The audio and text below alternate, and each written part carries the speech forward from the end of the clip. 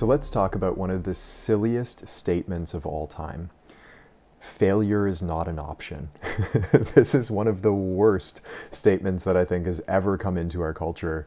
And I'll counter that statement with a quote that I just read from Elon Musk. So the quote goes, "Failure is an option. If things are not failing, you are not innovating."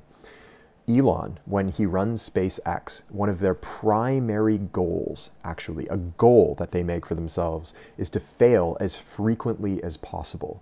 And his philosophy is that get as many rockets up in the air as you possibly can, even if they explode, so that, and of course, without people in them, they're putting up test rockets, but fail with as many iterations of this rocket as possible so that we can learn as much about the rockets and what's going wrong as quickly as we can. So in neuroscience, there's a principle called neuroplasticity, which is essentially, you could look at it in very simple terms as the brain's capacity to learn. And what neuroscientists have found is that errors and mistakes and failure are critical to neuroplasticity. In other words, if you're not failing and you're not making mistakes and making errors, you are radically hindering and stunting your learning process. So failure is actually critical to the process of success. And there's this Conor McGregor quote I came across. I'm actually outlining a new talk here, and I came across this quote from Conor McGregor that said, "Defeat is the secret ingredient to success." Because, and this is piggybacking off of Conor's statement, he didn't say this, but I'll suggest that defeat, failure, mistakes, errors, all of these things are feedback for your development as a basketball player. So it's actually much more dangerous long-term to avoid failure and avoid mistakes and avoid errors than it is to just hunt them down as quickly as you can and grow as fast as you can as a result. This goes back to like the old Kobe Bryant story when he was in AAU basketball. There's this story about a game in AAU where he was trying to learn this new crossover move, and he dribbled the ball off his foot 8 times in a row, and his team had just been up. Now they're after these 8 plays in a row where he turns the ball over, his team is now down, and his coach starts yelling at him, and his dad is like, "Kobe, come on, man, like get it together. We need to actually win this game." And Kobe's approach, I'm not suggesting that you do that. That's a selfish way to play. But Kobe's approach and the way that he viewed it is that he said, "I play to my weaknesses." In other words, I don't care if I fail, I care if I grow.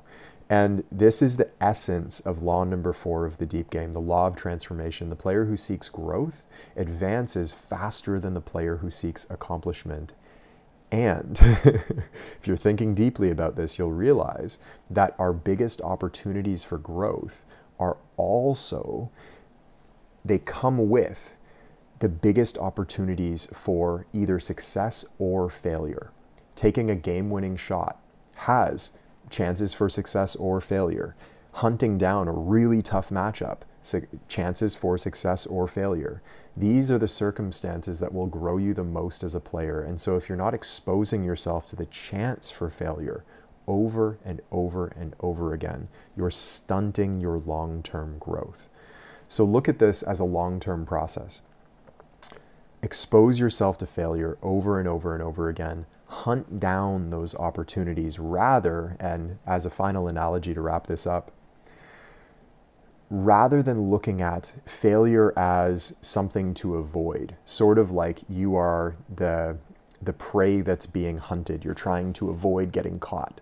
Become the hunter. Hunt down those opportunities, go straight at them, win, lose, or draw, and use them as fuel for your development as a basketball player. You will be so much better off long term. And I'll end this with a question to you.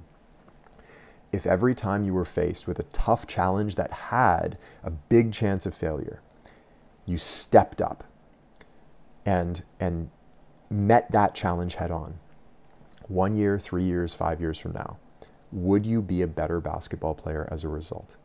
Okay, ask yourself that question and the answer should be obvious, all right? I will wrap up here and see you next time. Take care.